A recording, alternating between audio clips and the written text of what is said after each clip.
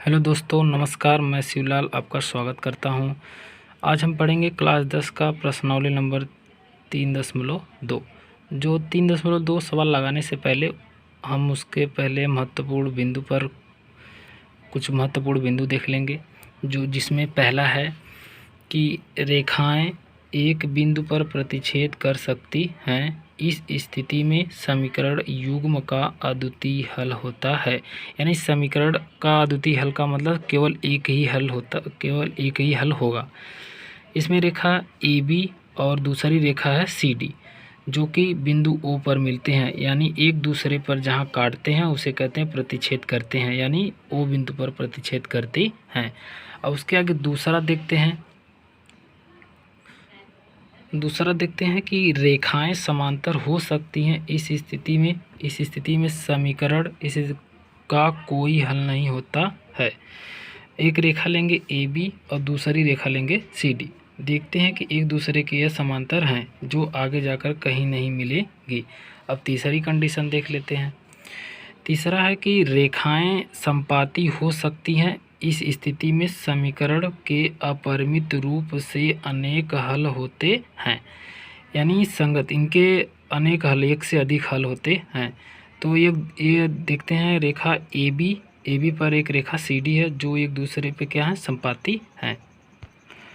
अब उसके आगे रैखिक युग्म देख लेते हैं। रैखिक समीकरण युग्म दो समीकरण लिए हैं। ये पहला है A1x plus B1y plus C1 बराबर 0। दूसरा है A2x plus B2y plus C2 बराबर 0, जहाँ A1 B1 C1 और A2 B2 C2 दिए गए समीकरण का गुणांक है। अब गुणांक क्या होता है, यानी पहला समीकरण लिए हैं 5x प्लस 6y प्लस 8 बराबर 0। दूसरा है 9x प्लस 10y प्लस 13 बराबर 0। तो इसमें पहला क्या हो जाएगा, A1 बराबर 5 हो जाएगा और B1 बराबर 6 और C1 बराबर क्या हो जाएगा, 8। और इसमें क्या हो जाएगा, A2 बराबर 9, B2 बराबर 10 और C2 बराबर 13 यहाँ लिए हैं। अब उसके आगे कुछ विशेष स्थितियां देख लेते हैं। विशेष स्थितियों में पहला है जब रेखाएं एक दूसरे को प्रतिच्छेद करती हैं, तब क्या होता है कि A1/A2 not equal to B1/B2। A not equal to का सीन है, मतलब यहाँ बराबर लिख के ऐसे बराबर लिखते हैं, फिर इसको काट देते हैं। ए नॉट इक्वल टू होता है, इसको बोलते हैं नॉट इक्वल टू, यानी इसको अगर हिंदी में बोलेंगे तो बराबर नहीं है।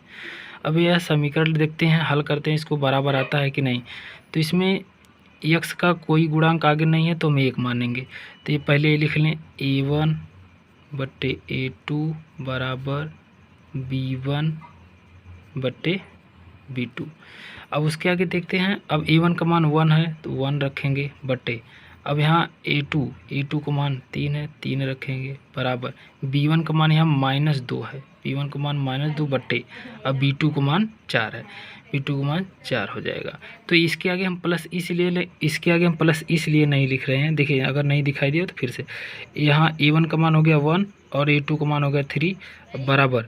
और यहाँ B1 का मान हो जाएगा -2 बटे B2 का मान हो जाएगा 4।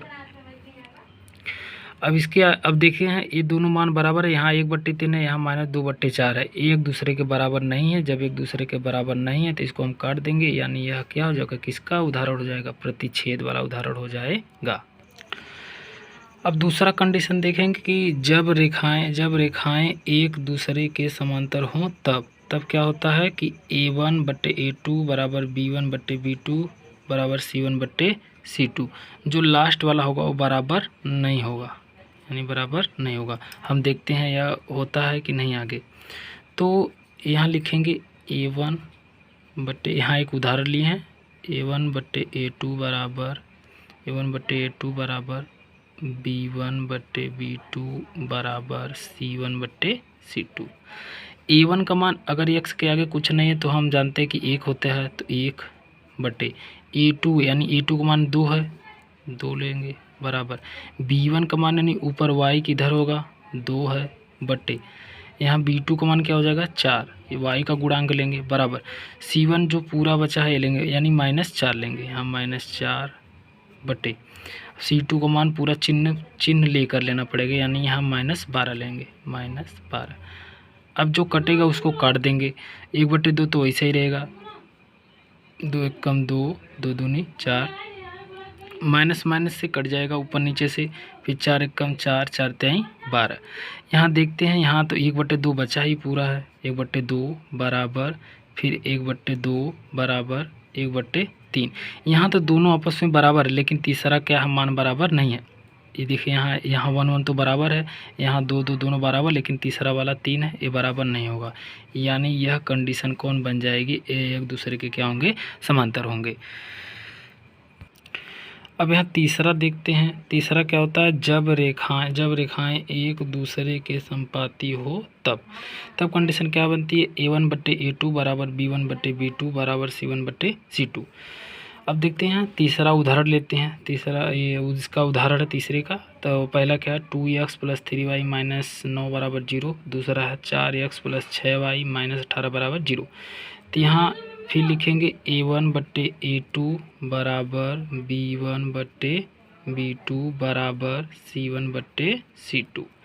अब रखेंगे, देखते हैं क्या होता है। यहाँ A1 का मान है 2/A2 का मान 4 बराबर B1 का मान यहाँ 3 है बट्टे B2 का मान 6 बराबर C1 का मान क्या हो जाएगा, -9 बट्टे C2 का मान -18। अब देखते हैं जो कटेगा उसको काट देते हैं, 2 एक कम 2, 2 दूनी 4, 3 एक कम 3, 3 दूनी 6, फिर माइनस माइनस यहाँ दोनों नीचे ऊपर है, काट सकते हैं, माइनस बराबर है, माइनस माइनस चिन्ह, फिर काटेंगे 9 एक कम 9, 9 दूनी 18। अब जो बचा है उसको उतार लेंगे, 1/2 बराबर 1/2 बराबर 1/2। यहाँ तीनों कंडीशन बराबर हो गई, इसलिए यह कौन सा होगा, संपाती होगा।